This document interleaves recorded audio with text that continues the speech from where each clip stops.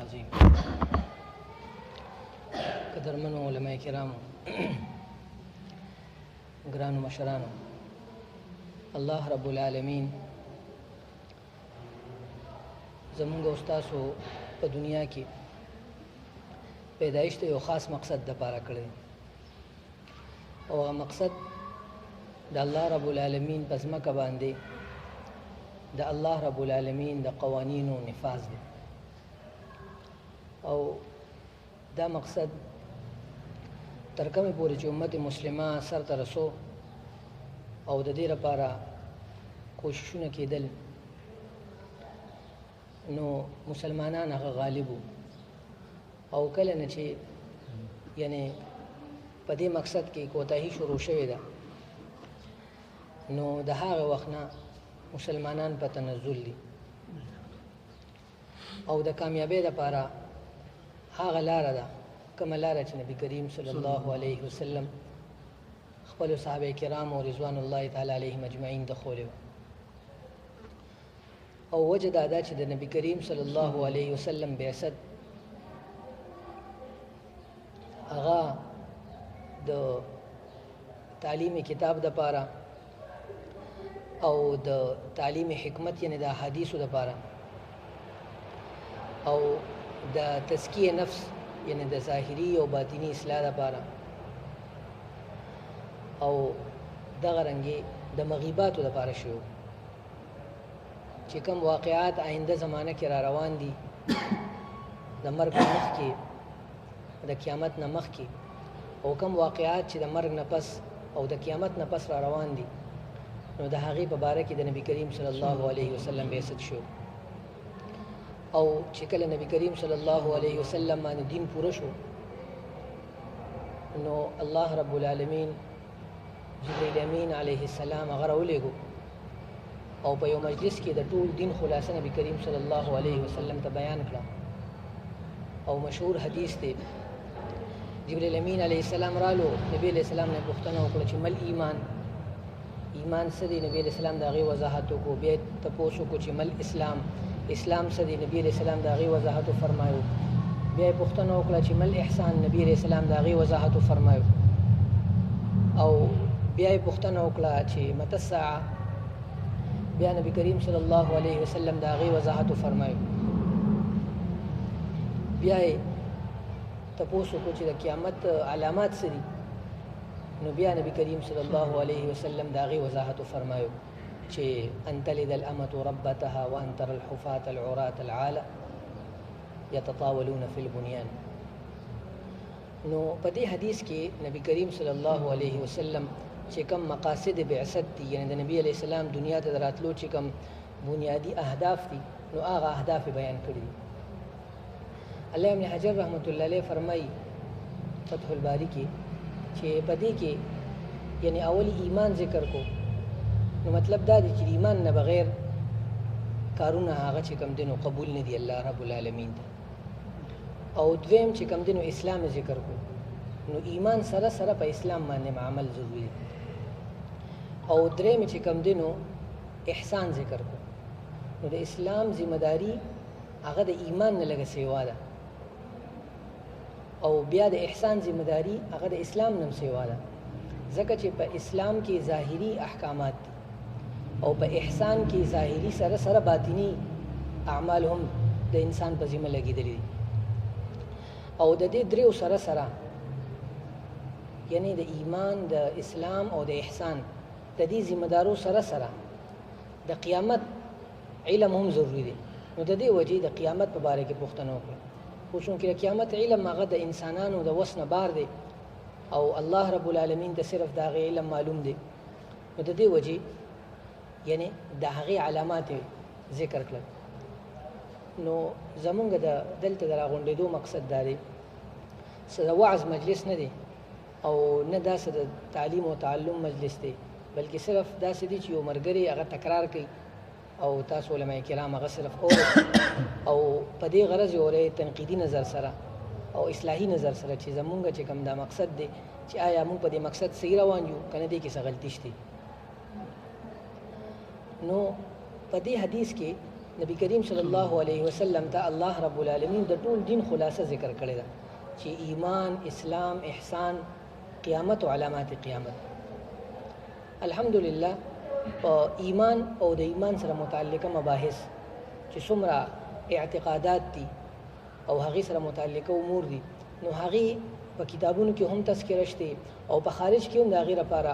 مختلف یعنی درسي شکل کې او د تبلیغ په شکل کې او په نورو امورو سره د هغې خدمت کیږي. دغه رنګې اسلام دی نو د اسلام چې څومره احکامات دي، روژه ده، زکات دی، حج دی او دغه رنګې جهاد دی، نور معاشرتي امور دي او د غشتلو خرڅولو سره متعلقه مباحث دي نو په هغې باندې هم الحمدلله علماء کرام په کتابونو کې هم لیکل کوي او په بیانونو کې هم د هغې تذکره کوي او په خارج کې هم د هغې لپاره مدارس موجود دي او نور چې کوم دي نو د هغې لپاره محافل کېږي او د هغې کوششونه شته. دغه رنګې دریم چې کوم د شریعت بنیادي مقصد دی یعنی احسان چې ظاهري صفایې سره سره باطنی چې کوم امور دي یعنی اخلاص راوستل، توکل راوستل، للهیت راوستل او د کمې خرابۍ چې دي د هغې نه بچ کېدل دي یعنی ناشکري نه کول او تکبر نه کول، عجب نه کول، فخر نه کول، ګمنډ نه کول وغیره وغیره چې کوم زمونږ اکابرو هغه ذکر کړي دي. نو د باطني امورو چې کوم تذکیري دي هغه هم یعنی په مختلفو کتابونو کې هغه کیږي او الحمدلله د هغې لپاره خانقاهونه موجود دي او مختلف حضرات، پیران حضرات، صاحبان هغه د دې لپاره یعنی اذکار ورکوي، خلک د هغې تذکرې کوي کتابونو کې. خو چې کومه د قیامت او د علامات قیامت تذکره ده نو زمونږ د راتلو مقصد دا دی چې دې باندې هم یعنې زمونږ کابر الحمدلله ښه تفصیلي کار کړی دی. لکه علامه بنوري صاحب رحمت الله علیه په دې باندې مستقل کتاب لیکلی دی، دور حاضر کې فتنې اور ان کا علاج. او دغه رنګې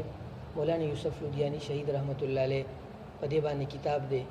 عصر حاضر قرآن و سنت کے آئینے میں د 200 حدیث دي او د 200 حدیثو بیا مختلفو حضراتو شرح لیکلي دي او ډیرو حضراتو نور چې کوم دي نو مثلا مولانا بدر عالم میټي صاحب رحمت الله علیه کتاب دی ترجمان السنه په هغې کې غیب کی خبره سره متعلقه باب دی تقریبا 80 صفحې په دې باندې لیکلي دي. او دغه رنګې نورو حضراتو لکه چې کوم دي نو د یعنی شاه رفیع الدین صاحب رحمت الله علیه په دې باندې تفصیلي کلام کړی دی او بذل المجهود کې خلیل احمد سهارنپوري صاحب رحمت الله علیه باندې تفصیلي کلام کړی دی. نو زموږ د اکابرو کلام موجود دی خو په خارج کې د دې دپاره داسې یعنی په دنیا کې چې څومره نور کارونه دي مثلا تبلیغ دی، مثلا جهاد دی، نور د دین کارونه دي د هغې لپاره عمل کیږي. نو زموږ مقصد دا دی چې د دې لپاره هم په خارج کې په یعنی د کتاب نه بهر د دې لپاره عمل وشي. او په قیامت کې د ټولو نه قیامت په علاماتو کې د ټولو نه لوی علامه هغه امام مهدي دی. او وجه دا ده چې د امام مهدي په وخت کې به یعنی دجال راځي او د امام مهدي په وخت کې به چې کوم دی نو حضرت عیسی علیه السلام د اسمان نه نزول کیږي او د عیسی علیه السلام په وخت کې به چې کوم دی بیا یاجوج ماجوج راځي. او حدیث کې دی چې دا ټول علامات په داسې وي لکه څنګه چې یو تسبیح دی، څنګه تسبیح وي او هغې کې چې کوم دی نو دانې وي، د مرۍ وي، دانې وي چې هغه څنګه وشلې نو ټولې دانې داسې پریوځي. نو دا به داسې نه وي چې په مزه په مزه به یو دانه پریوځي، نه چې پریوځي نو بیا پریوتي.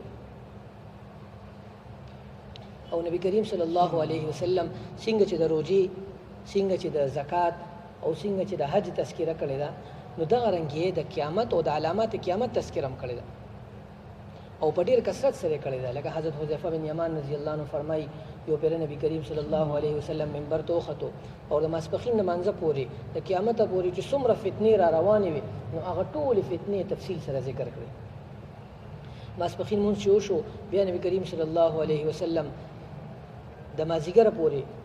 د قیامته پورې څومره فتنې را روانې وي د هغې وضاحت یې وکړو. بیا د مازدیګر نه پس د ماښامه پورې، بیا د ماښام نه پس د ماسخوتنه پورې تفصیل سره نبی علیه السلام د هغه فتنو وضاحت کړی. بلکې هغې فرمایي چې په اسمان کې به یو مرغۍ الوته نو موږ ته به دا پته لګېده چې دا مرغۍ باره کې نبي کریم صلی الله علیه وسلم څه ارشاد فرمایلی دی. او وایي د قیامت پورې چې څومره مجالس منعقد کیږي او څومره فتنې راوچتېږي د دغې مجالسونه او په دغه فتنو څومره مشران دي، نو د هغه مشر نوم، د هغه د پلار نوم او د هغه د مور نوم موږ ته نبي علیه السلام ښودلی. نو نبی کریم صلی الله علیه وسلم د آینده زمانې کې چې څومره مصیبتونه څومره فتنې راځي، نبی علیه السلام هغه د مخکې نه ښودلی. نو د دې فایده څه ده د مخکې نه ښودلو؟ د دې فایده دا ده چې د هغې نه سړی زده کړي، د هغې نه سبق زده کړي، د هغه فتنو نه ځان بچ کړي. لکه نبی کریم صلی الله علیه وسلم خپلو صحابه کرامو ته، لکه عمر رضی الله عنه بارک راځي، مسلم شریف روایت دی، نبی علیه السلام وفرمایل چې زمانه پس په یو فتنه راځي او چې هغه فتنه راشي نو بیا په امت کې چې کوم دی نو هغې نه پس مکمل طور خیر نه راځي او د هغه فتنې او د امت په منځ کې یو دروازه ده. نو حذیفه بن یمان رضی الله عنه د حدیث بیان کو، عمر رضی الله عنه پوښتنه وکړه چې هغه دروازه به ماتیږي که کولاویږي به؟ نو عمر رضی الله عنه او حذیفه رضی الله عنه فرمایل چې نه، هغه دروازه به ماتیږي. عمر رضی الله عنه پریشان شو. بیا وروسته د حدیث دوباره بیا حذیفه رضی الله عنه ذکر کو، نو صحابه کرامو ته ویل چې دا دروازه څوک وه؟ نو حذیفه رضی الله عنه ته دا عمر رضی الله عنه. نو هغې خلکو تپوس وکړو چې عمر رضی الله عنه ته پته وه چې دا زه وم؟ هغه ته او لکه څنګه چې تیر سبا خلکو ته معلوم دی، نو داسې وته دا پته وه چې دې نه مراد زه یم. عثمان رضی الله عنه ته نبي علیه السلام ویلو، وایي زما پس صحابو کې به یو کس ته الله رب العالمین یو کمیس اچوي او بیا ورته اشاره وکړه چې هغه ته تا ته به الله رب العالمین یو کمیس اچوي، خو هغه کمیس ونه باسي. او علی رضی الله عنه مبارک راځي چې نبی کریم صلی الله علیه وسلم ته فرمایل چې دا کس د د نسل یو کس په اشاره وخو چې د د نسل نه به ستا خلاف یو کس چې کوم دینو ستا خلاف راوځي او د هغه لاس به چې کوم دینو نه دلته به د غوښې او ټوکړی. چې کله علی رضی الله عنه مقابله کې خوارج راووتل، نو علی رضی الله عنه ته وویل دا وګورئ چې د لاس دلته غوښه شتې که نه؟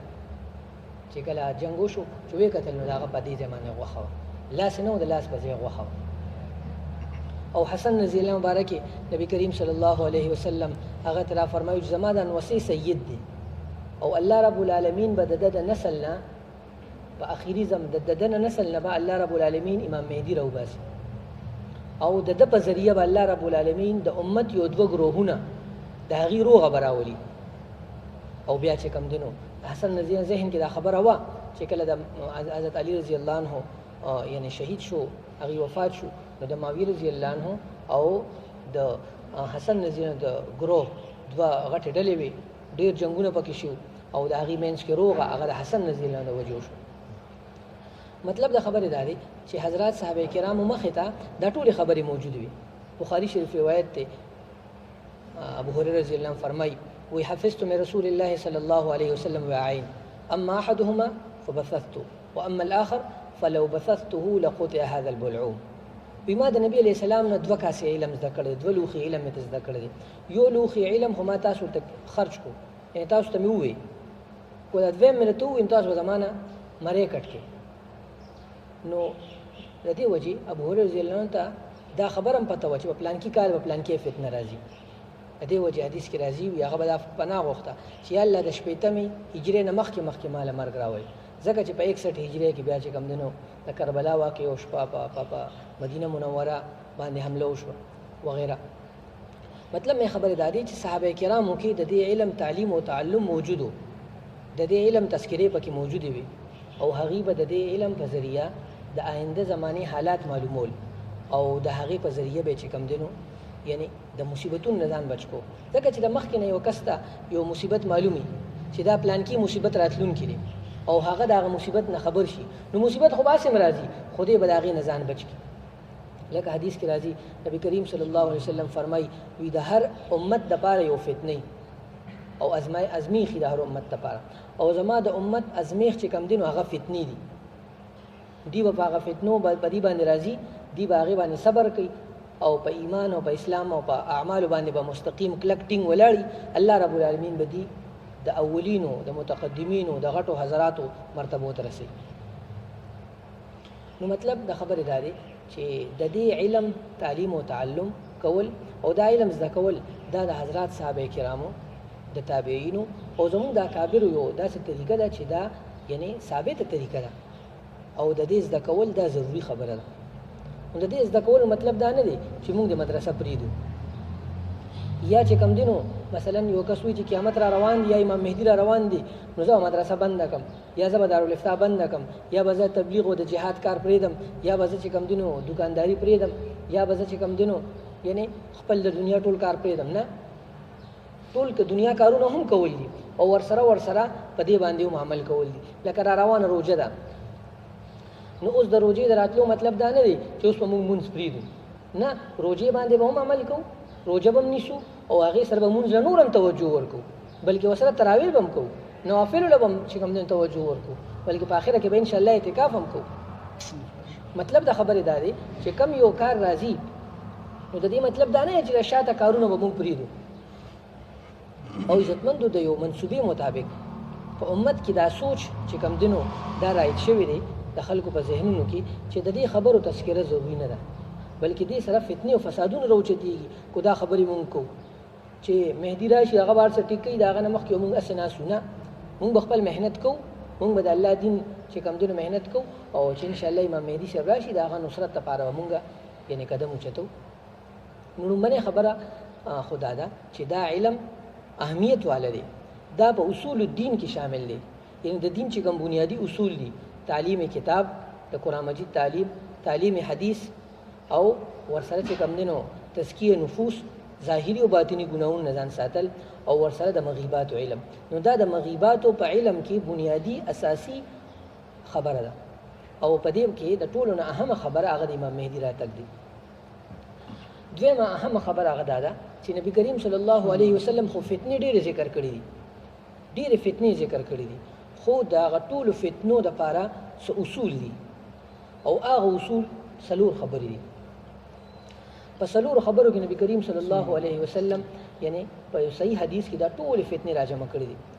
حضرت عبدالله بن عمر بن العاص رضی الله عنه، حضرت حذیفه رضی الله عنه، حضرت بشیر بن نعمان رضی الله عنه،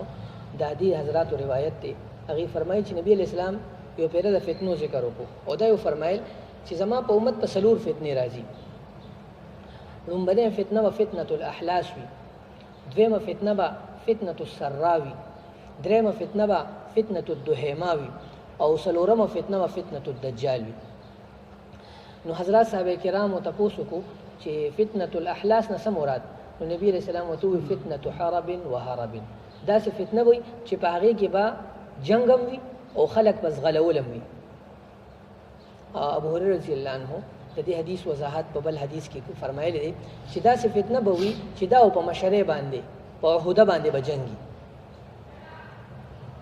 او دویمه فتنه چې کومه ده نو هغه به فتنه د خوشحالۍ وي، یعنی داسې فتنه به وي چې په هغې کې به خوشحالي راځي په امت باندې، مال به زیات شي او د مال د وجې به خلک سرکشه شي. حذیفه رضی الله عنه د دې حدیث وضاحت په بل حدیث کې فرمایلی دی چې نبی علیہ السلام فرمایل چې په دې فتنه کې به عهدې سره سره خلک په عهده باندې هم جنګ کوي او ورسره به په مال باندې هم جنګ کوي، یعنی په عهده باندې به هم جنګ کوي او ورسره په مال باندې هم جنګ کوي. او دریم چې کوم دی نبی کریم صلی الله علیه وسلم فرمایل چې دریمه فتنه به فتنة الدهیما وي، یعنی تکه توره فتنه. او په خپله په دغه حدیث کې وضاحت دی چې سار به سړی مسلمان وي او ماښام به کافر وي، ماښام به مسلمان وي او سار به کافر وي، هېڅ پته به د چا د ایمان او د اسلام نه لګي. او په بل حدیث کې ابو هريره رضی الله عنه د دې حدیث وضاحت کوي چې فتنة الدهیما مطلب دا چې خلک به په یعنی په عقیدې سره په عقیدې باندې به هم چې کوم دی نو ازمایش شروع شي، یعنی په مال باندې به هم جنګ وي، په عهده باندې به هم جنګ وي او ورسره په عقیده باندې هم جنګ وي. او څلورمه فتنه به چې کوم دی نو یعنی فتنة الدجال وي. فتنة الدجال فتنې معنی دا ده چې په امت کې به په عهده باندې هم جنګ وي، په مال باندې به هم جنګ وي او ورسره چې په عقیده باندې به هم جنګ وي، بلکې عقیده به د خلکو نه ختم شي، د ایمان به هېڅ اهمیت پاتې نه شي، بلکې اهمیت به د عهدې وي،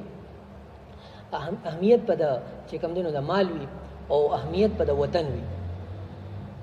نو دې سره سره به یعنی حدیث کې دا څلور فتنې راغلي دي. په خپل نبی کریم صلی الله علیه وسلم په د دې فتنه السرا مبارکه فرمایي چې دخنها من تحت قدمي رجل يزعم انه مني وليس مني انما اولیاء المتقون. نبی علیہ السلام نه پوښتنه وشوه چې دا فتنه السرا څه ته وایي. نبی علیہ السلام فرمایل چې د دې ابتدا به د یو داسې کس نه کیږي چې هغه به دا ګمان کوي چې زه اهل بیت یم، او خلک به د هغه باره کې دا ګمان کوي چې دا د نبی علیہ السلام اهل بیتونه دي. خو حقیقت کې اهل بیتونه هغه کس به هغه کس دی، حقیقت کې اهل بیتونه مراد هغه کس دی چې هغه د اهل بیتونه هم وي او ورسره عمل هم د شریعت مطابق وي، خو د عمل به د شریعت مطابق نه وي. بذل المجهود کې خلیل احمد سهارنپوری صاحب رحمت الله علیه فرمایي چې په 1334 کې د نن نه تقریبا سره پاسه سل کاله مخکې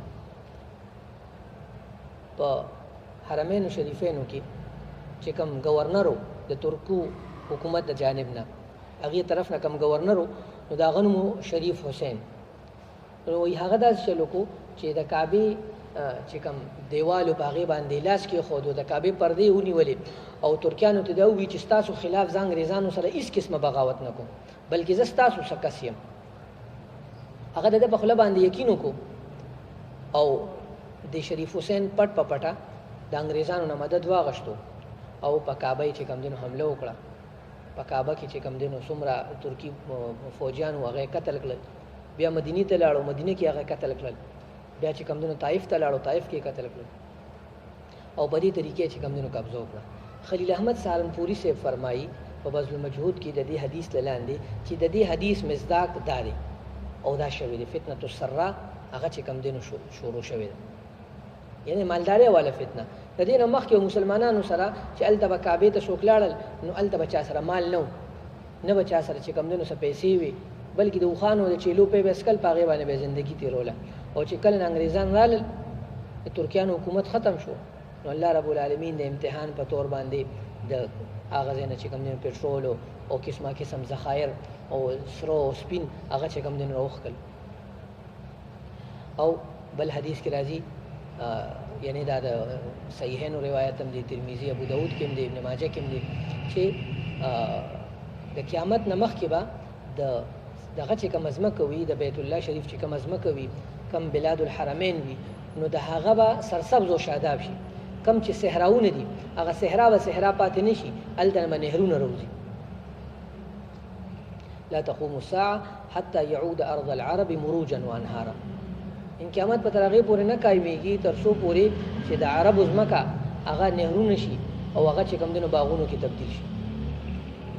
نو په دې طریقه دا دریم فتنه چې کومه ده، یعنی دا دویمه فتنه فتنه السرا، دا په دې حدیث مطابق د بذل المجهود د خلیل احمد سهارنپوري صاحب د قول مطابق دا پوره شوې ده. څلورمه فتنه دریمه فتنه فتنه الدهیمه، یعنی داسې فتنه چې هغه به تکه توره فتنه وي، په هغې کې به چاته خپل لاس نه ښکاري او په هغې کې به ایمان بچ کول ډېر زیات ګران وي. او حدیث کې راځي چې د دې فتنې ابتدا به هغه چې کوم دینو د مسلمانانو د غدارۍ نه کېږي، یعنی د مسلمانانو خپل بادشاهیان هغه به چې کوم دینو کافرانو سره ملګري شي.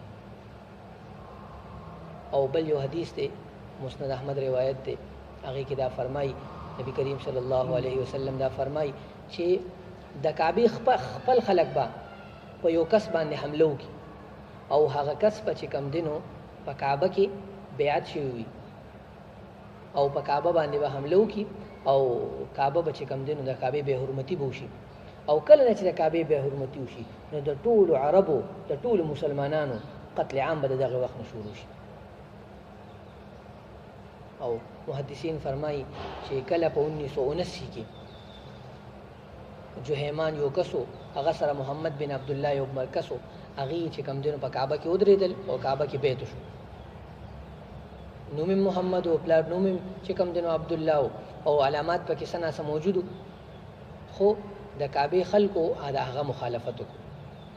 پکار خو دا وه چې دې په صحیح طریقې سره راایثار کړو او دې چې کوم دینو جیل ته کړو، ځکه چې د قیامت د مهدي د علامات پوره نه دي ته څنګه د مهدي دعوه کې. خو هغې چې کوم دی نو په ده باندې فایرنګ شروع کړو، د سره مسلحه وه، دې سره مسلحه وه، دواړو طرفونه چې کوم دی نو فایرنګ شروع شو. 15 ورځې په کعبه کې چې کوم دی نو مونږ نه کېدو. او د هغې نه پس په ټول امت مسلمه باندې جنگ مسلط شو. د افغانستان جنگ د دې نه پس شو، د عراق جنگ د دې نه پس شو، د ایران او د کویت جنگ د دې نه پس شو، او بیا چې اوسه پورې څومره جنګونه دي دا د دې نه پس شو. نو مطلب مې د خبرې دا دی چې د نبی کریم صلی الله علیه وسلم کم دا 3-4 غټې فتنې ذکر کړي دي، فتنة الاحلاس، فتنة السراء، فتنة الدهیمه او فتنة الدجال. په دې کې دا 2 فتنې هغه سر ته رسېدلې دي. 3مه فتنه کې چې کوم دی نو مونږ روان یو. 2 فتنې سر ته رسېدلې دي او 3مه فتنه کې مونږ روان یو. نو د فتنو سره متعلقه چې څومره احادیث دي نو محدثینو هغه د دې 4 فتنو د لاندې ذکر کړي دي: د مال فتنه، د ښځې فتنه، د عهدې فتنه، او دغه رنګې چې کوم دی نو د خوشحالۍ فتنه. هغه ټول احادیث د دې فتنو د لاندې چې کوم دی نو شامل دي. دویمه خبره چې کومه بنیادي زموږ د راتلو مقصد دی ستاسو خدمت کې د حاضرېدو، نو هغه دا دی چې نبی کریم صلی الله علیه وسلم د امت مسلمه چې څومره سیاسي ادوار دي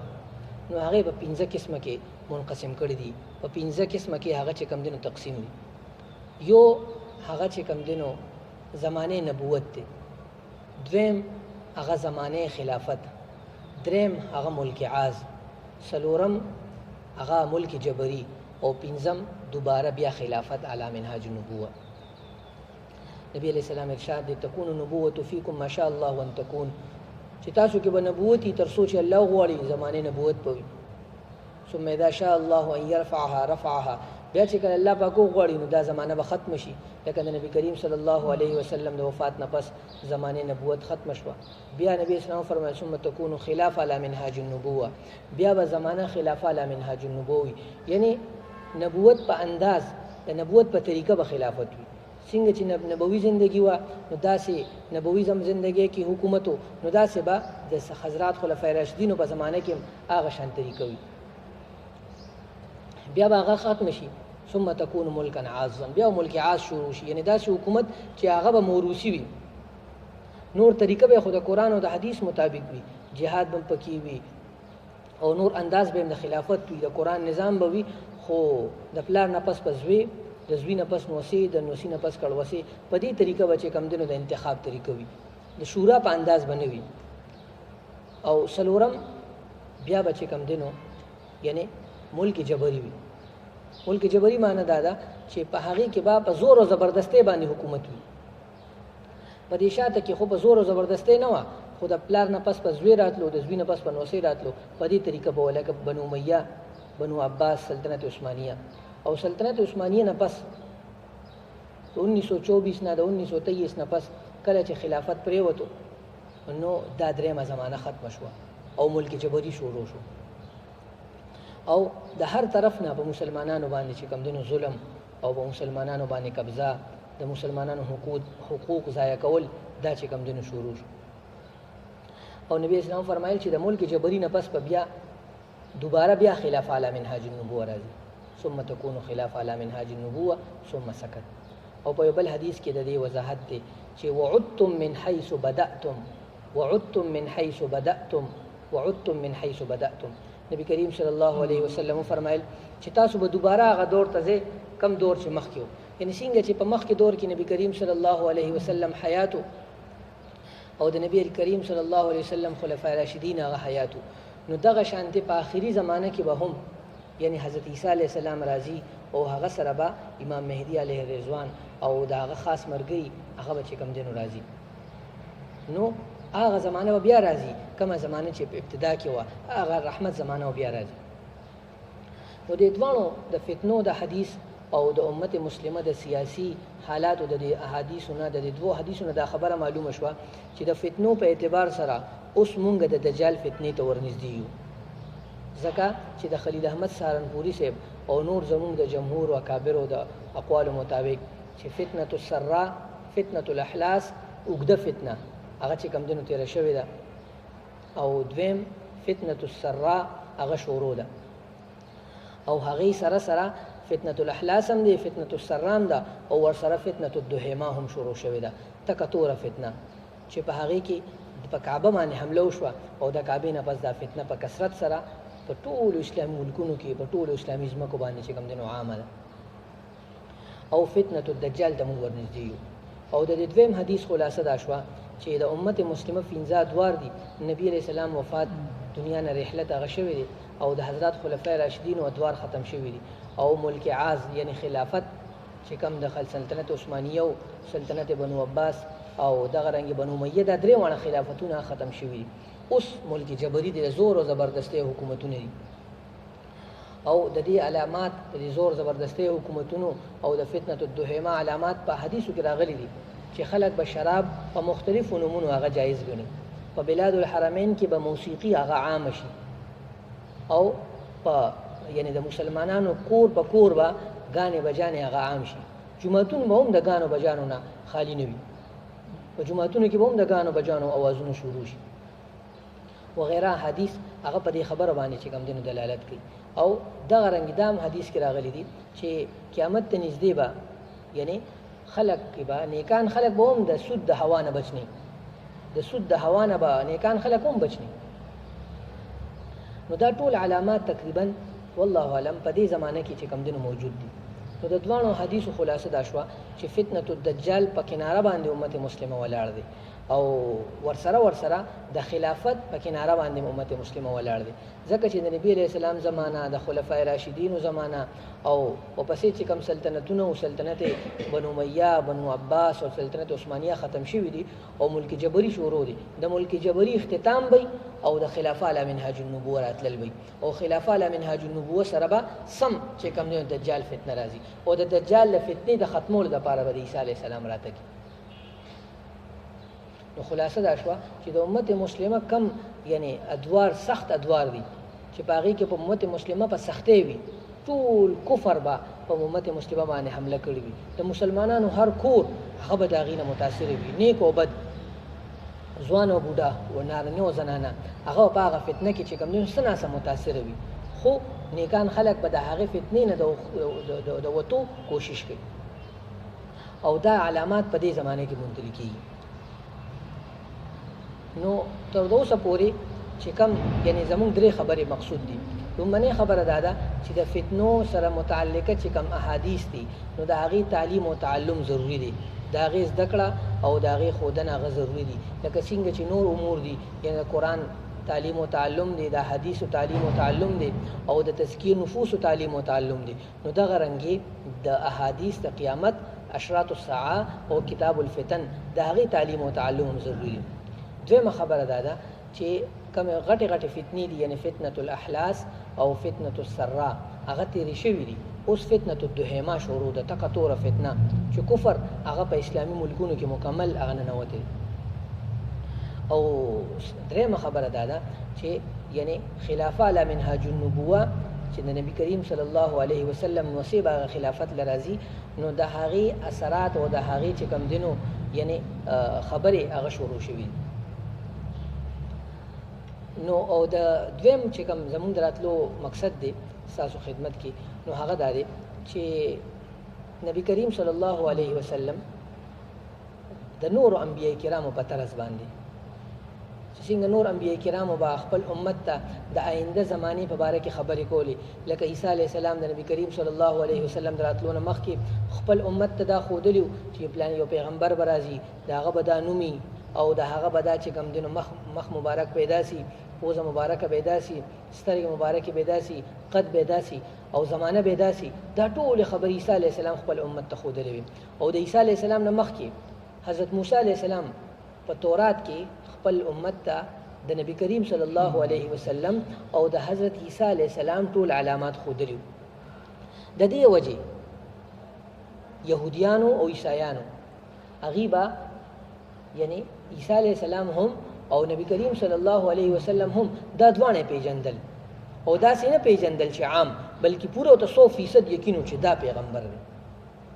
او بلکې داسې پیژندل لکه څنګه چې خلک خپل بچي پیژني. مثلا یو کس دی د هغه 4 بچي دي او 4 وانه بچي یو شانتي دي او مثلا هغه چین کې او د چین وانه دي نو چې زه لاړ شم چې اندازه خو یم چې ټولو پوزې داسې دي هغې قدونه مې یو شان دي پوزې مې هغه شان دي خو هغه مور یې خو پېژني که چې دا مشر دی دا دویم نمبر دی دا دریم نمبر دی دا څلورم نمبر دی نو هغې خپل نبي کریم صلی الله علیه وسلم هغې داسې پېژندو یعرفونه کما یعرفون ابناءهم څنګه چې خلک خپل بچي پېژني نو داسې پېژندو اوس سوال دا دی چې دا دې ته کوم ځای نه معلوم شو هغې ته د نبي کریم صلی الله علیه وسلم دا پېژندنه دا معرفت دا ورته کوم ځای نه معلوم شو یقینا د تورات نه ورته معلوم شو تورات کې د نبي کریم صلی الله علیه وسلم علامات دا په وضاحت سره موجودو نو د دې په ذریعه هغې چې کوم دی نبي کریم صلی الله علیه وسلم وپېژندو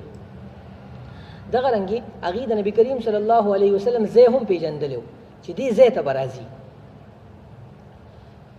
په دې وجې 300 کاله مخکې د نبي کریم صلی الله علیه وسلم مدینې ته 300 کاله مخکې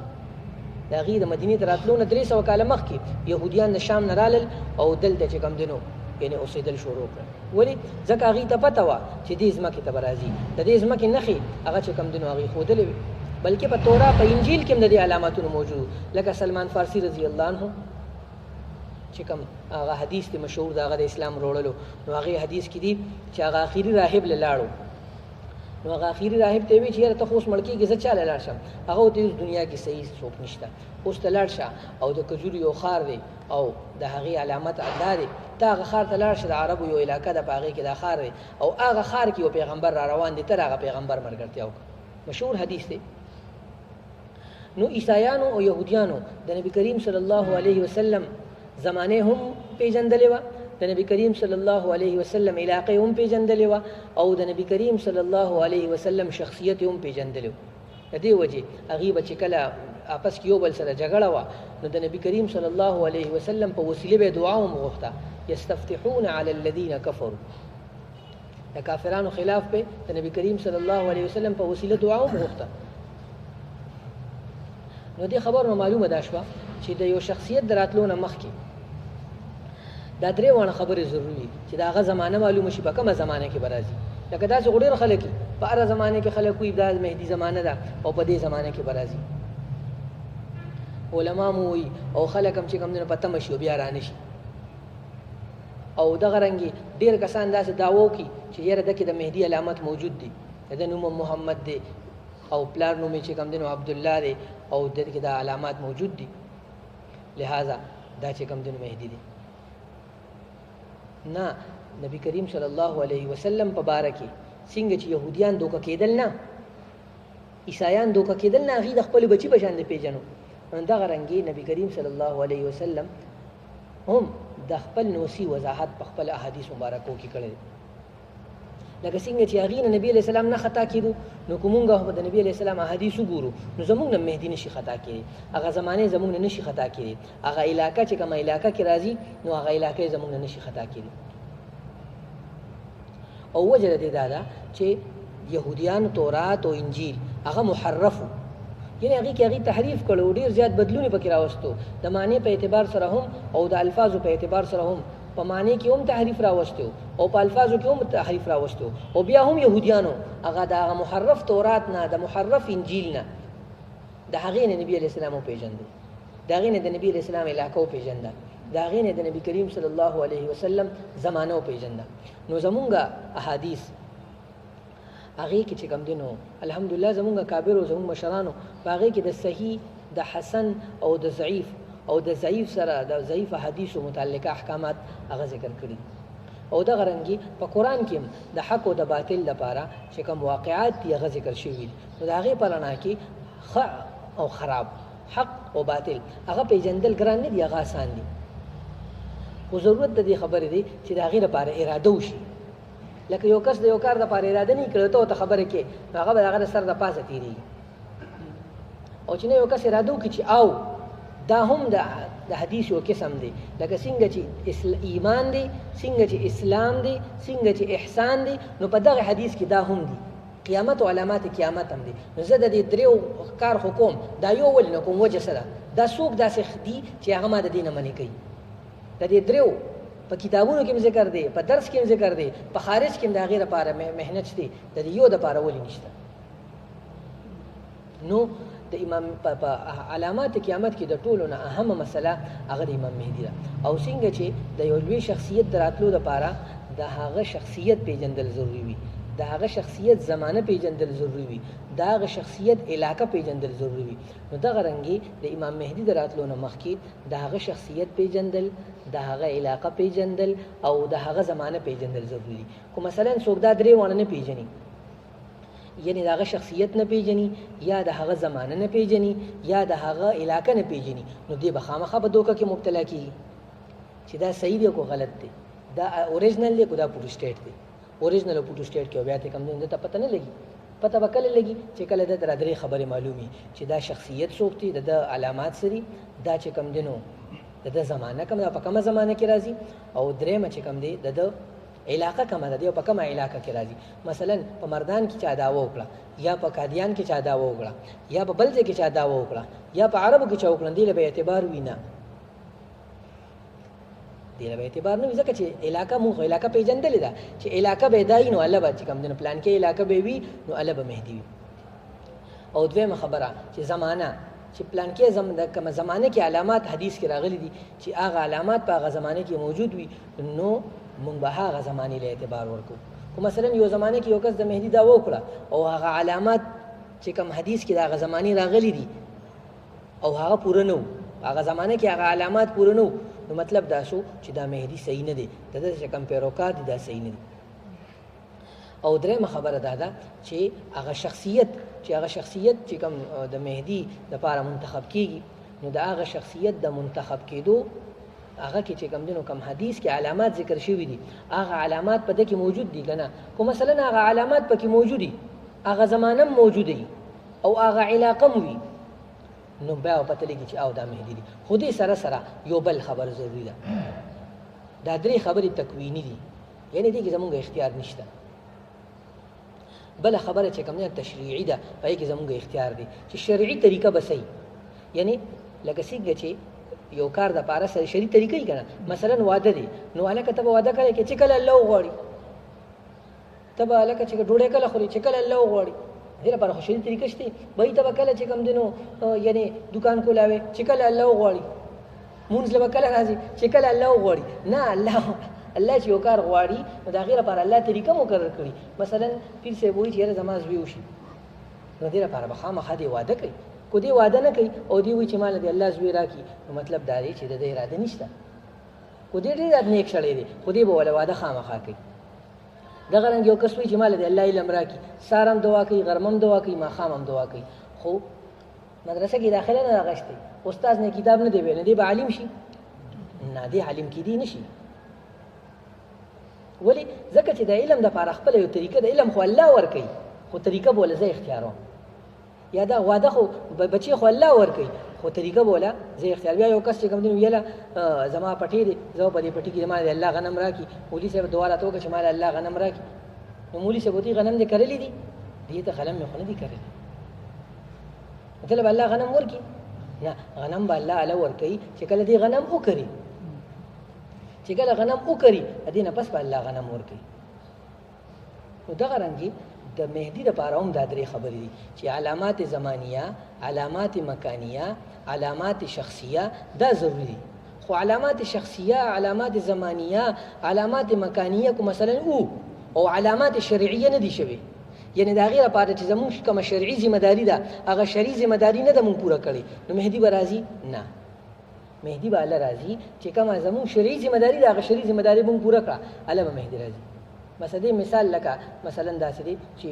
یعنی ابو بکر رضی الله عنه هغه د نبی کریم صلی الله علیه وسلم نه پس خلیفہ و، خو څنګه خلیفہ شو؟ الله خلیفہ شو چې کله صحابه کرام رضوان الله تعالی علیهم اجمعین هغه راجم شو، سقیفه بنی ساعده کې کېناستل او داغه په لاس بیعت وکړو، خلیفہ شو. دا غي نه مخکې خلیفہ او خو خلافت په کرسي ناستو نه، په کرسي نه. نو څنګه چې د ټول کائنات د ابو فکر ټول نه افضل ترین شخصیات هغه چې کوم دنو انبیاء کرام دي، او په انبیاء کې د ټول نه بهترین شخصیت هغه چې کوم دنو نبی کریم صلی الله علیه وسلم دي، او د نبی کریم صلی الله علیه وسلم په صحابو کې د چې کوم دنو بهترین کس د انبیاء نه پس هغه ابوبکر رضی الله عنه دی. نو چې د ابوبکر رضی الله عنه د خلافت انتخاب د شرعي طریقې نه بغیر نه کیږي، نو دغه رنګې د مهدي انتخاب به د شرعي طریقې نه بغیر څنګه وشي؟ نو زمونږ ستاسو خدمت کې دراتلو د مقصد دا دی چې په دې خبره باندې موږ پوه شو چې مهدي لپاره زمانی علامات، مکانی علامات، شخصي علامات پیژندل ضروری دي، خو د دې پیژنګلو باندې کو یو کس دا پیژندل او دې ترغیب او تعلیم یو چلو، خو دا هغې چې کوم شرعي ذمہ داري دي هغه شرعي ذمہ داري موږ پوره نه کړې، نو مهدي به راځي نه. مهدي به الله راځي چې کله شرعي ذمہ داري موږ پوره کړو. لکه مثلا د علم ذمہ داری خو زما استاد چې موږ مدرسه کولو کو الله به تعالی علمان جوړي، لکه موږ دکان کولو کو الله به مال الله ډوډۍ راکړي، زه غنم وکرم الله به چې کوم دینه مال الله غنم راخیږي، زه چې واده وکم الله به الله مال اولاد راکړي. نو دغه رنګي چې زه د مهدي زمانو پیژنم، زه د مهدي مکانو پیژنم، زه د مهدي شخصیتو پیژنم او زه په آرام ناستم چې الله به راولي، نه. الله رب العالمین د هر کار لپاره خپل سنت دی. ولن تجد لسنت الله تبدیلا ولن تجد لسنت الله تحویلا. د الله رب العالمین چې کوم سنت طریقه ده د کائنات په چلولو کې هغه د اسباب ده. الله کائنات د اسباب ما تحت پیدا کړی دي او د اسباب ما تحت چلی، یعنی باران خو الله کوي، خو د هغې طریقه الله په خوله ده. وهو الذي ارسل الرياح فتصير سحابا فسقناه الى بلد میت. چې الله رب العالمین کله باران ورولو غواړي نو په اسمان کې ګیر چاپیره وریځې وي، هغه وریځو باندې هوا راولي، هغه وریځې یو ځای کې او هغې باندې چې کوم دینو بیا ولا یو فرشته مقرر کړي، هغه فرشته ولا ترتیب برابر کړي، د هغې نه چې کوم دینو بیا باران وریږي. نو الله رب العالمین د دې نه بغیر هم قادر دی. الله قادر مطلق ذات دی، خو د الله طریقه دا نه ده. الله رب العالمین د هر کار لپاره طریقه مقرر کړې ده، د هغې طریقې مطابق کار کوي. داسې نشي کېدی چې هغه طریقې نه دې الټه وشي. زموږ دین هغه کامل دین دی. زموږ په دین کې چې څومره امور دي نو هغه د شریعت ماتحت دي. د شریعت مطابق چې کار وشي نو هغه به الله شرعن کېږي، هغه به نافذ العملي. کو د شریعت نه بغیر یو کار وشو، مثلا یو مهدي معنی دا ده چې یو بادشاه منتخب کول، یعنی یو خلیفه مقرر کول. نو خلیفه مقرر کول دا به شرعاً د دې لپاره به شریعت کې څه اصول وي که نه وي. نو که د هغه اصولو مطابق کار وشو نو الله به مهدي وي. که مثلا د هغه اصولو مطابق کار ونه شو بیا به مهدي نه وي. نو څلورمه خبره چې کومه ده نو هغه علامات شرعیه دي چې علامات شرعیه وپېژندلی شي. نو بنیادی طور دا څلور خبرې پیژندل ضروری دي چې علامات زمانیه کم دي، علامات مکانیه کم دي، علامات شخصیه کم دي او علامات شرعیه کم دي. چې دا څلور علامات مونږ وپېژنو او د هغې مطابق کار وکړو، الله رب العالمین به بیا مونږ انشاءالله مونږ ته به کار اسانوي. او لومبنۍ خبره، الله رب العالمین سوره بنی اسرائیل کې د بنی اسرائیلو پوره تاریخ ذکر کړی دی، د آینده مستقبل سیاسی تاریخ. په ټول قرآن کې په دې 5 آیتونو کې الله رب العالمین د بنی اسرائیلو آینده سیاسی تاریخ ذکر کړی دی. سورہ بنی اسرائیل کی آیت نمبر 104 اور آیت نمبر 105 کې الله رب العالمین فرمائی وقلنا من بعده لبني اسرائیل اسكنوا الارض فاذا جاء وعد الاخره جئنا بكم لفيفا. ومونږه بنی اسرائیل ته وی چې تاسو کوم ځای کې اوسېږئ نو اوسېږئ، خو چې کله آخري وعده راشي نو تاسو به جئنا بكم لفيفا، تاسو به مونږ راغونو. د دې آیت په تفسیر کې زمونږ د عقیدې چې کوم امام دی، امام ابو منصور ماتوریدی رحمت الله علیه، هغه فرمایي وی د دې آیت مطلب دا دی چې الله رب العالمین بنی اسرائیل ته وی چې تاسو په دنیا کې چرته اوسېږئ نو اوسېږئ، خو چې کله د عیسی علیه السلام د راتلو وخت راشي نو الله رب العالمین به تاسو دلته یعنی بیت المقدس ته راغون کړي. امام ابو منصور ماتوریدی رحمت الله علیه وفات په 333 هجری کې شوی دی، یعنی د نن تقریبا 1100 کاله مخکې. هغه وی د دې وضاحت دا دی چې د قیامت نه مخکې د عیسی علیه السلام د راتلو نه مخکې به بنی اسرائیل یعنی یهودیان د دنیا د ګوټ نه راجمع شي او دلته بیت المقدس ته براشي. نو چې بیت المقدس ته یهودیان رالل نو د دې مطلب دا دی چې دا د عیسی علیه السلام د نزول او د امام مهدي د ظهور وخت رانږدې دی. او زمونږ په اکابرو کې علامه یوسف بن نوری رحمت الله علیه امالی دی، املا ته شاګردانو لیکلې ده نو د هغه تفسیر دی دا هغه تفسیر پکې علامه بنوري صاحب رحمت الله علیه فرمایي چې جئنا بكم لفیفا جئنا بكم لفیفا معنی دا ده چې بنی اسرائیل به د ټولې دنیا نه دلته راجمع شي بیت المقدس بنوري صاحب دا عملی په 1954 کې لیکلي دي 1954 کې هغه دا فرمایي چې نن نشپک کاله مخکې یعنی د 1954 نشپک کاله مخکې په 1948 کې بنوري صاحب فرمایي چې يهوديان بیت المقدس ته راجمع شوي او دا هغه وعده ده چې کومه د الله رب العالمین په قران کې کړې ده دا زنه ویم دا زمونږ اکابر علامه بنوري صاحب رحمت الله علیه فرمایي او سرفراز خان صفدر صاحب په خپل تفسیر ذخیرۃ الجنان کې فرمایي موږ خپل استاد په 1924 کې وې چې دې آیت مطلب دا دی چې دا کله د عیسی علی السلام دراتلو وخراشي نو د ټولي دنیا نه به بنی اسرائیل يهوديان هغه بیت المقدس ته راغون شي نو موږ د استاد نه تاسو کو چې اوس په هندستان کې به يهوديانو باندې څوک باترومونه نه صفا کوي دا به څنګه وخی چې يهوديان به کم دینو هغه د ټولي دنیا بادشاہان شي او هغه به د ټولي دنیا نه دلته راشي دا علاقہ به وطن شي نو موږ استاد مولانا عبدالقدیر صاحب یا غره تو فرمایل چې کله الله میږي د بقهر شي نو وزر ولور کی چې کله الله میږي د بقهر شي نو وزر ولور کی نو دا لکه زمونږ د اکابرو دا نظریه ده زمونږ د مشرانو د سرفراز خان صفدر صاحب او د علامه بنوري صاحب رحمت الله علیه او زمونږ د عقیدی امام ابو منصور ماتوریدی رحمت الله علیه د هغې د ارشاد دی چې کله بنی اسرائیل په بیت المقدس کې راجمع شي نو دا د دې علامت دی چې عیسی علیه السلام او امام مهدي نزول وخت رانږدې شو اوس په دا سوال راځي چې په ذهن کې یا انسان دی کنه خامخا چیرې د دې نه مخکې کې دي چې به يهوديان بنی اسرائیل هغه دلته راغلي نه د نن 2000 کاله مخکې 2000 کاله پورې يهوديان هغه چې کم دینو بیت المقدس ته نه دی راغلي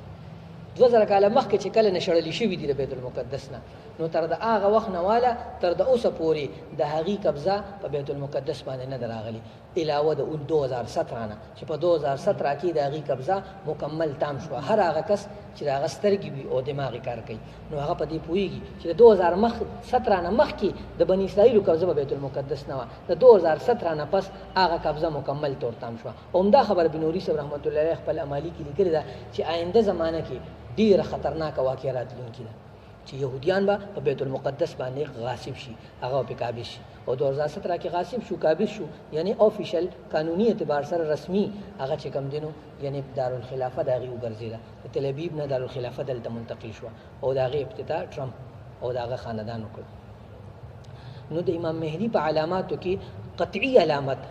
قطعي الثبوت قطعي الدلاله چې هغه کې ذره برابر شک نشته د قران مجید آیت دی د قران مجید د آیت چې کوم مفسرین دي عمده مفسرین یعنی امام ماتوریدی رحمت الله علیه زموږ عقیدی امام او امام بغوی رحمت الله علیه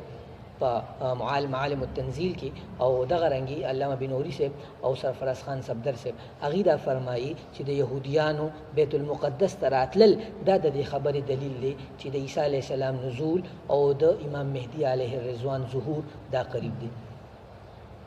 یو دویمه خبره هغه چې کوم دینو د علامات زمانیو کې اهمه خبره هغه ده نبی علیہ السلام ارشاد دی ستصالحون الروم صلحا آمنا ثم تغزون انتم وهم عدو من ورائكم دا حدیث دا چې کوم دینو یعنی تقریبا په ولسو حدیثو کتابونو کې تقریبا په شپېتو طرق سره مروي دا شپېتو طرق خلاصه ده چې مسلمانان او يهودي او عیسایان دا دوانه به شریک شي او دا به د یو بل طاقت خلاف په یو روایت کې دي چې د خوز او کرمان په بل روایت کې دي چې د فارس او بل روایت کې چې د عراق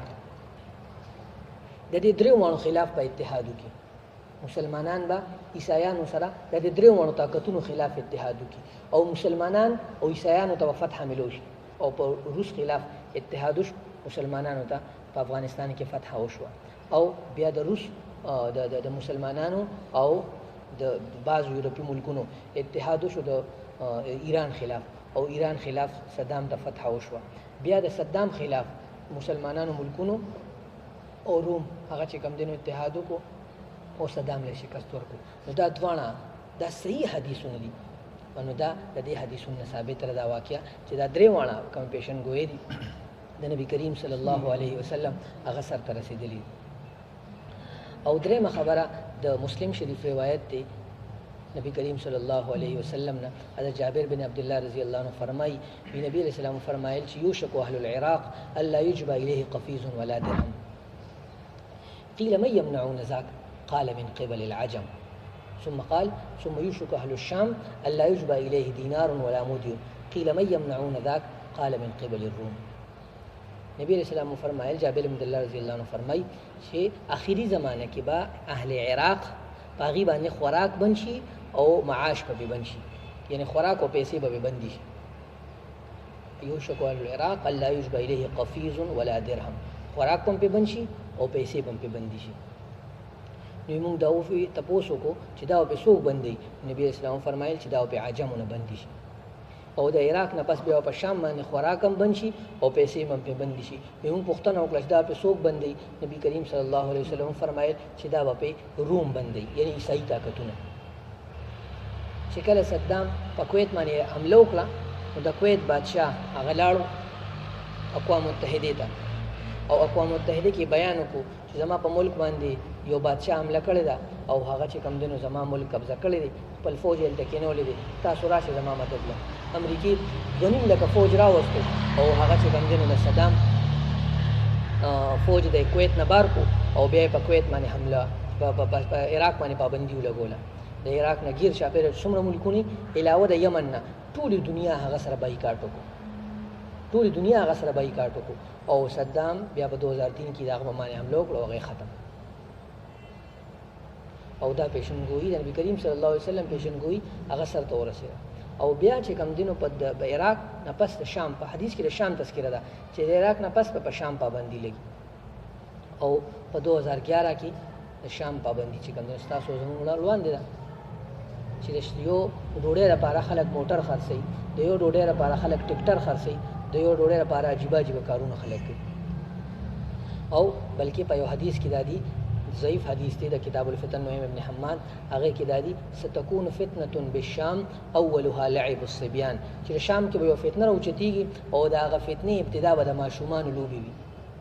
ماشومان به لوبي کوي دا غلوونه به یو فتنه یو جنگ جوړ شي او هغه جنگ به نه ختميږي تر څو پورې چې مهدی نه راغلی چې کله مهدی راشي هغه جنگ به ختم شي او دا چې کم دینو یعنی د شام دا جنگ د دې مبارک د بي بي سي رپورټ دی چې د شام ماشومانو هغه په دیوالونو باندې لیکل کول ارحل یا بشار هغه ماشومان را ټیکل ګوتې ته کټ کړی بیا چې کم دینو یعنی هغه ماشومان پلارانو نیکانو خاندان هغه احتجاج وکړو بس هغه چې احتجاج کړو باغی بمباری وکړه او دا غینه جنگ شروع شو اوسه پورې هغه جنگ د ختمېدو نوم نه لري او دا خبره حدیث کې ده چې یجدون المخرج يطلبون المخرج فلا يجدونه كلما خرجت من جانب طمت من جانب اخرى چې یو طرف نه راوځي د بل طرف کې بنه نوځي او دا فتنه بالا ختميږي چې کله امام مهدی راشي او بل حدیث کې دي چې د شام نه کوم فتنه راوچته شي نو دا فتنه به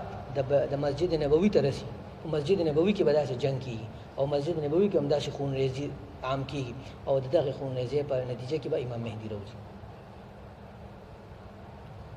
او پنځمه خبره چې کومه ده علامات زمانیو کې هغه ده حدیث کې دی د ثوبان رضی الله عنه حدیث دی یقتتل عند کنزکم ثلاثه كلهم ابن خلیفه ثم لا يصير الى واحد منهم حدیث دی چې د یو خاندان درې بادشاہان هغه په آپس کې په خزانه باندې یقتتل عند کنزکم تاسو په خزانه او علامه ابن کثیر رحمت الله علیه په نهایه کې دی چې یقتتل عند دارکم چې تاسو په کود یعنی په کعبه باندې با په بلاد الحرمین باندې به د یو خاندان درې بادشاہان جنگ وکړي او دا بادشاہي به بیا درې وړو کې یو تم مليون شي په 2015 کې شاه عبد الله مړ شو شاه عبد الله د مرګ نه پس د سعودي خاندان دغه آپس کې جنگ شروع شو چې کوم خلک یعنی تاسو خو د کاټلنګ ډیر خلک سعودي کې وي هغه ته پته لګي متعب بن عبد الله د شاه عبد الله زوی هغه چې په بار میسټاپو د 35 سال هغه معزول کو او بیا چې کوم دنو جیل دی کو او بیا ال ته برابر کو خو وخو او کرپشن الزام په لګو بلا پیسې ته کوم دنو واغشتي دغه رنګ نور کسان چې هغه د شاه عبد الله د شاه سلمان مخالفینو هغه چې کوم دنو خو زمبل او لومبني محمد بن نایف شاه سلمان خپل ورواره محمد بن نایف ولیعهد کو او خپل زوی محمد بن سلمان نایب ولیعهد کو. به محمد بن نایف ختم کو او محمد بن سلمان هغه خپل ځان پسې ولیعهد کو. د 2018 نه والا تر دا اوسه پورې محمد بن نایف او نور کسان هغه جیل کې. نو دا پیشنګوئی بظاهر والله اعلم بظاهر ښکاري ده چې دا پیشنګوئی پوره کېدو درې بادشاهان شو یعنی متعب او محمد بن نایف او محمد بن سلمان. نو او بل خبره چې کوم دی حدیث دویمه ټوکړه ده چې تورې جنډې به د مشرق ته طرف نه راوچتې شي او هغه تورې جنډې به چې کوم دی نو بیا په بیت المقدس باندې خښېږي. چې کله په افغانستان باندې حمله وشوه نو د افغانستان د حملې دپاره د روس د دفاع د روس د ختمولو دپاره د عربو مجاهدین هغه راوچت شو او دلته چې کوم دی نو پاکستان ته رالل او چې هغوی کله راوچتېدل ځان سره یې تورې جنډې راوړې. چې کله دلته جنګ ختم شو دا تورې جنډې چې کوم دی نو په 2003 کې واپس بیا په دغه تورو جنډو سره واپس لاړل او اول په عراق کې چې کوم دی نو عراق باندې چې کله امریکې حمله وکړو نو هلته یې جنګ وکړو. بیا چې په شام باندې کله امریکې حمله وکړو نو هلته روان دي جنګ کوي او اوس چې کوم دی نو یمن ته رسېدلي دي. نو دغه تورې جنډې هغه په مختلفو حدیثونو کې د هغې تذکره راغلی ده. دې تفصیلي تذکره کتابونو کې هغه موجوده ده. نو هغې حدیث و ربط او د هغې تطبیق هغه په کتابونو کې الحمدلله ذکر شوی دی. نو مطلب د خبرې خلاصتاً دا دی چې کوم علامات زمانیه دي نو په هغې کې د قرآن مجید د آیت مطابق د سورې بني اسرائیل وقلنا من بعده لبني اسرائیل اسكنوا الارض فاذا جاء وعد الاخره جئنا بكم لفیفا. د دې آیت مطابق بني اسرائیل کی د ریاست قیام هغه د امام مهدي د ظهور نه یو لوی علامت دی او هغه پوره شوی دی. دغه رنګي د روس خلاف د مسلمانانو او د عیسایانو د رومیانو د یورپ والا اتحاد هغه لوی علامت دی هغه پوره شوی دی. بل د مسلمانانو او د رومیانو هغه چې کوم دینو د ایران خلاف او بیا چې کوم دینو د صدام خلاف دا ټول علامتونه پوره شوي دي. او ورپسې پنځم په عراق پابندي او بیا په شام کې خونریزي او په شام پابندي دا علامت پوره شوي دي. او شپږم چې کوم دینو په جزیرة العرب کې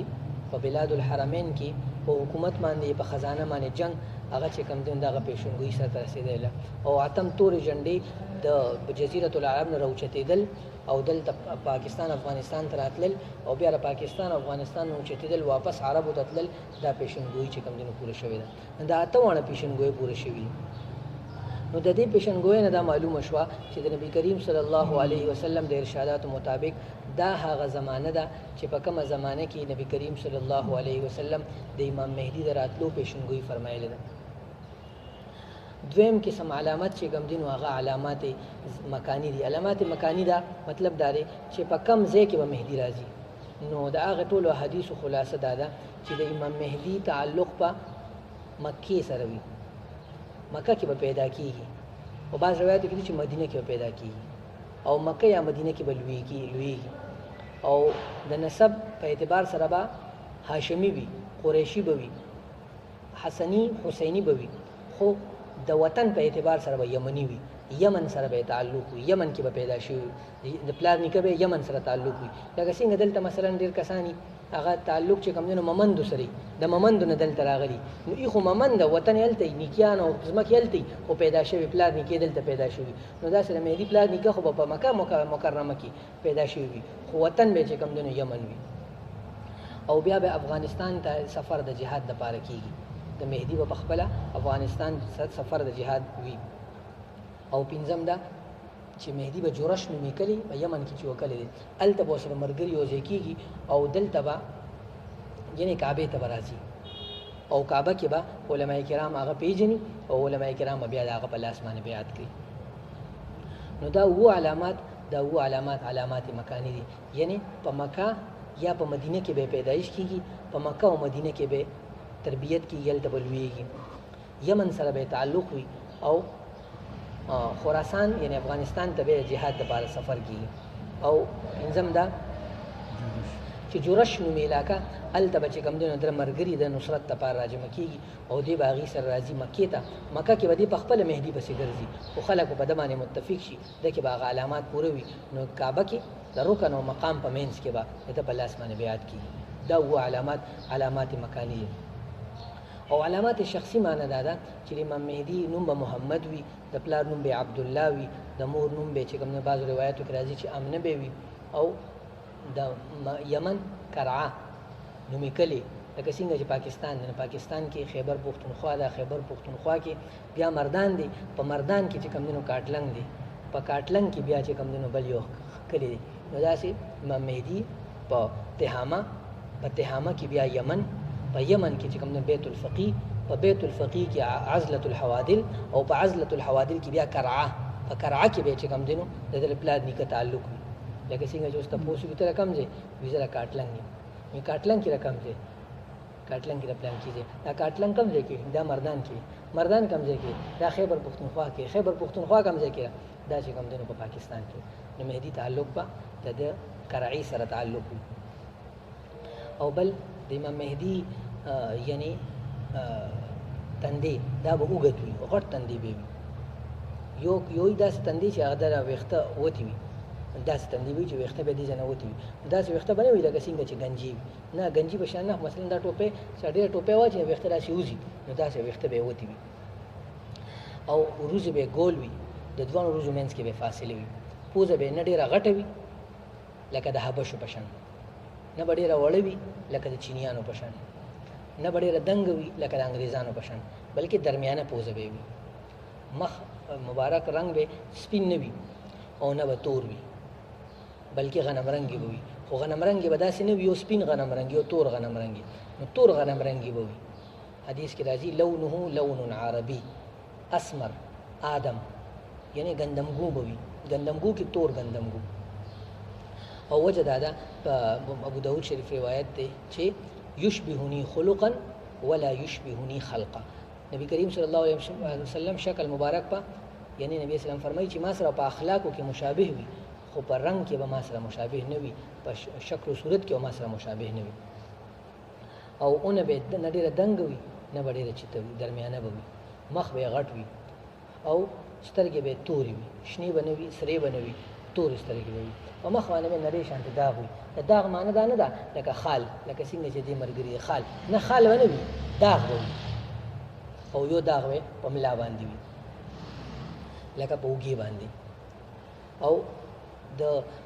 دغه چې کوم دواړه غاښونو منځ کې به فاصله وي. اغدق الثنایا او افرق الثنایا الفاظ دی حدیث کې. او ویښته به چې کوم دنو هغه اوږده وي، یو اوږده داسې وي چې اوږده ویښته وي، داسې ویښته وي چې هغه نیغ وي او اوږده وي. نو نه، د مهدي ویښته به نیغ نه وي، ویښته به ګورګوتي وي، یو ګورګوتي داسې ویښته چې لکه د حبشو وي، بالکل ګورګوتي، یو داسې ګورګوتي وي. یو زمونږ د ویښته نیغ نه، داسې نیغ ویښته به هم نه وي او ګورګوتي به هم نه وي. مثلا مثال دا دی چې لکه څنګه یو کس ویښته ووینځي نو هغه نرم شي، نو ویښته به چې ووینځي نو نرم به وي، خو چې وینځلې نه وي نو هغه کلک وي. نور حدیثو کې دې وضاحت داسې راغلی. او دغه رنګې جسم به غټ وي. غټ معنی دا نه چې پهلوان به وي، نه، خو عام طور به غټ وي. او چې روان وي نو داسې به روان وي لکه ته به وایې کو د بره نه لاندې ته کوزېږي، لکه څنګه چې نبي کریم صلی الله علیه وسلم د راتلو مبارکې حدیث کې هغې تذکره ده. نو دا ټول علامات شخصیه دي چې په دې په ذریعه به علما کرام د هغه شخصیت داسې پېژني. او یو اخیری چې کوم زمونږ راتلو مقصد دی ستاسو خدمت کې د حاضرېدو، هغه علامات شرعیه دي. علامات شرعیه مطلب دا دی چې کله داسې حالات جوړ شي چې د عراق، د شام، د فلسطین، د برما او د کیر چاپیره د کشمیر د مسلمانانو خپل ملک کې دا ظلم او ستم او د بېدیني دا عام شي، نو په داسې صورتحال کې به علما کرام د دې خبرو لپاره اواز اوچت کړي. حدیث کې راځي نبی کریم صلی الله علیه وسلم فرمایي، ابن ماجه روایت دی، یخرج ناس من المشرق یوطئ للمهدي سلطانا.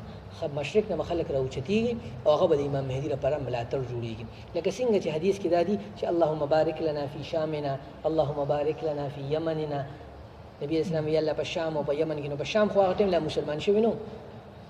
شام خو هغه ټیم مسلمان شوی نو، یو قسم نو مسلمان شام خو د نبی د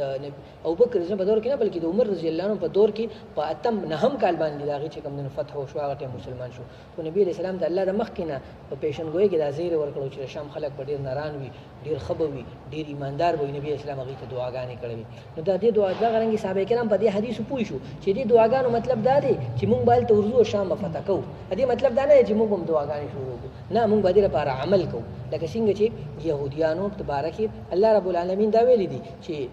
وقضينا الى بني اسرائيل في الكتاب لتفسدن في الارض مرتين ولتعلن علوا كبيرا چې تاسو له الله پزماکه کې اوچتواله درکې تورات کې الله پاک وایي چې په تورات کې موږ دا فیصله کړې و په انجیل کې دا فیصله کړې و په نورو صحیفو کې دا موږ فیصله کړې و چې بني اسرائیل له الله پزماکه کې اوچتواله ورکې نو هغه پارام کې نه ناستل چې موږ له الله اوچتواله بلکې هغه د اوچتوالي لپاره کوشش شروع کو نو دا غرانګي زموږ د پارام الله رب العالمین بخاری شریف روایت دی ابو هريره رضی الله عنه روایت دی نبی علیہ السلام فرمایي چې تاسو بخامخه يهوديانو سره قتال کوي او يهوديانو پسې به تاسو زه او يهوديان به د اون شاته او د ګټ شاته پټي او تاسو به پسې ورځي او اونو ګټه به تاواز کی چې اے مسلمانه اے د الله ولی راشه د يهودي زما شاته پټ دي قتل کا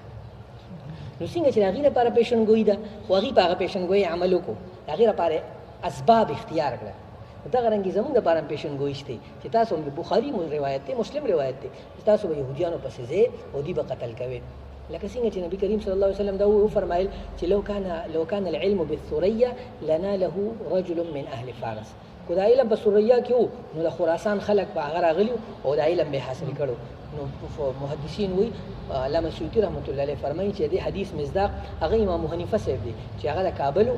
پلار نیکه د کابل او هغه چې کوم علم حاصل کړ نو صحابه کرام په دې حدیث پوه شو چې دې حدیث مطلب دا دی چې مونږ به الته لاړ شو الته به علم خور کو چې کله علم خور کو نو دا غینه به خلک پیدا شي په هغه نسل کې به یو کس پیدا شي چې هغه به علم حاصل کړي لکه امام بخاری د خراسان امام ابو حنیفه سے د خراسان امام مسلم د خراسان امام ابو داود د خراسان امام ابن ماجه د خراسان امام نسائی د خراسان صاحب هدایه د خراسان قاضی خان د خراسان او سود سرخسی د خراسان نور کبار فقها غټ غټ محدثین هغه د خراسان معلومه ده شو چې صحابه کرام په دې مطلب پیشنګوي مطلب دا نه دی چې مونږ بلاسونو کې لاس ورکو او ان شاء الله الله به دا پیشنګوي پوره کوي الله به پوره کوي خو هغه شانتي پوره کوي لکه څنګه چې د رزق وعده کړی دا او د رزق پیشنګوي کړی دا دا غیر لپاره مونږ عمل کوو د علم او د اولاد پیشنګوي کړی دا او دا غیر لپاره مونږ عمل کوو نو دا غلنګي الله پاک زمونږ لپاره د شام پیشنګوي کړی دا د بیت المقدس پیشنګوي کړی دا او دا غلنګي د نور پیشنګوي کړی دي امام مهدی نصرت نو د امام مهدی نصرت د شام تتلل د امام مهدی په سرکردګۍ کې یعنی د شام تتلل چې کوم دي د امام مهدی په سرکردګۍ کې دغه په نگرانی کې او دغه د نگرانی لپاره به د مشرق نه سخلک تیاریږي او هغه به چې کوم دي نوزي او سوال داري چې دا خبره هم ډیره وړېدلې دي بلا کتابونه دي په داسې عمر شه کتابونه دي د مفتی ابو البابا سے استاد محترم کتابونه دي نور بلا کتابونه دي د دې مجلس ته انعقاد څه مطلب اوس موږ څو ګلار راټوخایا دا سوال لږی کنه انسان په ذهن کې چې موږ تیار یو ولر راټوخایا د دې مثال داسې دی لکه څنګه چې نبی کریم صلی الله علیه وسلم صحابه کرامو ته مکه کې دعوت چلو دعوت ورکو نو صحابه کرامو دا تاسو نه کو چې موږ ته لار وخایا چې موږ بسنګ اول بدر بسنګي حنین بسنګي خندق بسنګي تبوک بسنګي اچھا تاسو نه کړی او نبی کریم صلی الله علیه وسلم لار خو دلیدا او نبی علیہ السلام ته معلومه و بلکې وخت سره الله رب العالمین وتعالى رخوله بلکہ اللہ پاک قرآن کے سلور زینوں کی نبی اسلام تب فرمائی فإما نرینک بعض الذی نعدهم او نتوفینک فإنما علیک البلاغ وعلینا الحساب بلکہ بل جگہ فرمائی لیس لک من الامر شیء اما يعذبهم او يتوب علیہم مطلب دا شو چې نبی کریم صلی الله علیه وسلم ته چې کله الله مناسب ګڼله نو هغه مطابق وته لار خو دلیدا نو موږ څوک یو چې موږ ته لار معلومه نه موږ ته چوس کم حکم دی دا علامات پوره دي اوس زمونږ کار سره چې موږ د علامات نور تور شو د دې تعلیم او تعلم کو او خپل ځان تیار کو تیارې مطلب چې په دې موضوع باندې علماء کرام سره ربط ساتو علماء کرام خدمت کې د درخواست چې په دې موسنګ نور موضوعګان ګورو چې دا دې موضوع ته توجه ورکړو او د خپل اکابر کتابونه لکه د مولانا یوسف لودیانی صاحب رحمت الله علیه کتاب د علامه بنوری صاحب رحمت الله علیه کتاب د اکابر علماء دیوبند چې کوم یعنی خلیل احمد سهارنپوری سے بذل مجهود او دغه رنګ اشاره فی الدین سے چې کوم کتاب دی قیامت نامه او دغه رنګ د نورو مشرانو چې کوم کتابونه دي لکه مثلا د د بدر علم میوټي صاحب الامام المهدي په ترجمان السنه کې څلورم جلد کې مستقل باب دی او انباء الغیب غیب کی خبره د دې سره متعلقه کتاب دی. نو چې دا کتابونه وګورو او د هغې په رڼا کې خلکو ته د هغې یعنې د دې حالاتو حل ذکر کړو. لکه څنګه چې د هر شي حل موجود دی په قرآن او په حدیث کې، خو د هغې تطبیق یعنی هغه د وخت تقاضې مطابق د شریعت د اصولو مطابق هغه تطبیق کول او د هغې مطابق عمل کول دا زموږ ذمهداري ده. نو خلاصه دا شوه چې یو خو د فتنو تعلیم او تعلم دا ضروري دی، ځکه چې د نبی کریم صلی الله علیه وسلم په مقاصد بعثت کې تعلیم او تعلم د فتنو دی، چې د فتنو تعلیم او تعلم دا ضروري دی. او وجه څه ده چې دې نه موږ ځان بچ کړو، د فتنو نه ځان بچ کړو او د هغې د بچ کېدو طریقه به صحیح چې هغه موږ زده کړو. لکه دا خلک وایي چې راسې من فتنې راځي موږ په ارام نه شو. په دې مثال داسې چې یو کس پلار په مرګ باندې پروت دی او ډاکټر ورته وایي دې ټیک کېدو نه دی، نو دې به اوس د پلار د مرګ د انتظار کوي که نه دې به بل ډاکټر له بوځي، بل ډاکټر له بوځي. دغه رنګې د امت چې کوم مړ جسم پروت دی نو د دې طریقه صرف امامت نه دی، د دې د بچ کېدو لاره صرف درس او تدریس نه دی. بنوري صاحب رحمت الله علیه په خپل کتاب کې لیکلي دي چې ما او مفتی شفیع صاحب مونږ په یو مجلس 3 ورځې مجلس وکړو او 3 ورځې مجلس خلاصه دا راووته چې صرف په دې کار باندې رقم چې مونږ کوو زمونږ ذمه خلاصه نه ده. مونږ به نور د امت د رهنمایۍ لپاره د وخت تقاضې مطابق هغه چې کوم دی نو کار کوو. بنوري صاحب رحمت الله علیه په خپلو ګوتو باندې دا خبره لیکلې. نو مطلب زما د خبرې ستاسو په خدمت کې عاجزانه درخواست داري چې په دې خبرو باندې د فتنو د باب له اهمیت ورکړو، څنګه چې په هره زمانه کې د هر شي نه منع کېدو لپاره یعنې قیامت خان صاحب او مختلف قسمه الزامات لګي. نو دا لکه ابو هريره رضی الله عنه فرمایي چې حفظت من رسول الله صلی الله علیه وسلم وعين اما احدهما فبثثته واما الاخر فلو بثثته لقطع ذا البلعوم. چې ابو هريره رضی الله عنه د دومره یره ده باوجود د دې چې صحابي دي په دې وجې د هغه چې کوم اوښې مطلب زوم سید بن مسیب رحمت الله علیه هغه له لور ورکړی وه، ټول حدیث به هغه ته پټ وي. د دې وجې د هغه حدیثو سند ضعیف دی. سند ولې ضعیف دی؟ خو یو راوي دی، ټول روایات هغه ته پټ وي. محدثین چې کوم د دې باندې بلا محدثینو هغه په دې باندې نس کړی، ځکه چې یریدو نو بیا حدیثو خو پټولی نه شو، حدیث پټول هم نشو. په دې وجې دغه ډېر لوی صحابي 50 بدرینو صحابو سره چې کوم دی نو ملاقات شو د سید بن مسیب رحمت الله علیه، نو هغه ته ټوله حدیث ویلو. نو مطلب د خبرې دا دی چې څلور فتنې دي او یو فتنة الاحلاس، فتنة السراء، فتنة الدهیمه او فتنة الدجال. موږ په فتنة الدهیمه کې روان یو او فتنة الدجال نه دی الله موږ وساتي. او د امت سیاسي 15 ادوار دي او مونږ چې کوم دی یو فتنه نبوت زمانہ، د خلافت زمانہ، ملک عاز یعنی د موروثي خلاف سلطنتونه، بنو امیہ، بنو عباس، سلطنت عثمانیه او ورپسې چې کوم دی نو جبري. خو د نورو خلکو د نورو فرقو والا یو د انداز دی چې هغه وایي چې دا سره خلافت وړونه، خلافت یو د صحابو او یو د زمونږ کابر علماء دیوبند مزاج دا نه دی. هغې دا وایي چې نه دا خلافت او بنو عباس خلافت او بنو امیہ خلافت او سلطنت عثمانیه خلافت او، خو هغه شانتي نه څنګه چې د خلفای راشدینو، هغه شانتي نه څنګه چې د خلفای راشدینو مطلب نور خو د قرآن او د حدیث نظام پکې موجودو، خو طریقه د انتخاب هغه نه وه کومه چې د الله او د الله رسول ویلې ده. او څلورم ملک جبري، ملک خلافت یعنی د علی منهاج النبوه او ملک عاص ختم شوی، اوس موږ په خلافت جبري کې او د خلافه جبریه د ملک جبري چې کوم یعنی علامات دي نو هغه ټول علامات په دې کې محدثین فرمایي چې په دې کې پوره دي. اوس مونږ د یعنی د خلافه علی منهاج النبوه د عیسی علیه السلام د نزول او د امام مهدي د ظهور د هغې په انتظار یو. نو اوس په انتظار معنی دا ده چې مونږ به هغې په صرف انتظار کوو؟ نه، یو انتظار دی. یو مثلا اوس مثلا شوال روان دی، نو شوال به مونږ به مدرسې چلو نه، بای مونږ په مدرسه کې چې کوم ضرورت دی ضرورت په ولا پوره کو، استادان به والو، هغې کتابونه به تقسیم، طالبانو ته به د هغې ذمه داري حواله کو. دا انتظار معنا دوران انتظار، افعال انتظار کول. او بل چې کومه څلورمه خبره وه نو هغه د امام مهدي راتلو نه مخکې څلور بنیادي یعنی علامات زمانیه، علامات مکانیه، علامات شخصیه او زموږ ذمه داري یعنی علامات شرعیه دا سر ته رسول. او دې کې یو علامات شرعیه کې یو بنیادي د فرد ذمه داري ده، یعنی زما ذمه داري څه ده؟ زما ذمہ داري دا ده چې زه به لمونځونه هم کوم، روژه به هم نیسم، زکات به هم کوم، حج به هم کوم، خپل درس و تدریس او امامت به هم کوم، خو دې کې به زما بنیادي نکته هغه چې کوم دی د امام مهدي نصرت دی. او دغه رنګې د وخت تقاضې مطابق چې کوم حکم وي هغه حکم به هم سرته رسوم. او دې سره به امام مهدي خو به دلته کاټلنګ ته نه راځي، امام مهدي خو به مکې ته راځي. نو مکې د تلو دپاره زما څه تیاري ده؟ دغه تیاری سرته رسول او دغه تیاری ذهن کې ښودل. او دلته مشرق کې د امام مهدي لپاره ملاتړ تیاریږي. نو ملاتړ به څنګه تیاریږي؟ ملاتړ به هله تیاریږي چې مونږ دا خبرې یعنې خلکو ته کوو او خلک ځان ته راجمع کوو او د دې لپاره مجالس منعقد کوو. نو مثلا تبلیغ کار څنګه وچلېدو؟ خو د هغې لپاره مجلسونه کېدل، ګشتونه کېدل، خبرې کېدې، نو تبلیغ کار روان شو. نو دغه رنګې چې د دې محنت لپاره هم کار کېږي، الله به انشاءالله مخکې هم بوځي. او دغه رنګې د زنانو ذهن سازي کول او د ماشومانو ذهن سازي کول، ځکه چې د دجال فتنه به داسې نه وي چې هغه به چې کوم دینو پټي نه. حدیث کې راځي چې مسلم شریف روایت دی، دجال سره به هواګانې، دجال سره به چې کوم دینو یعنې خوراکونه قسمه قسم، دجال سره به قسمه قسم نعمتونه، دجال سره به مرګي، دجال سره به ژوندونی، دجال سره به مرضي، دجال سره به د مرض نه شفای. یعنی دا صفات په ظاهر کې چې ګوري نو دا خو د الله صفات دي. وإذا مرضت فهو یشفین.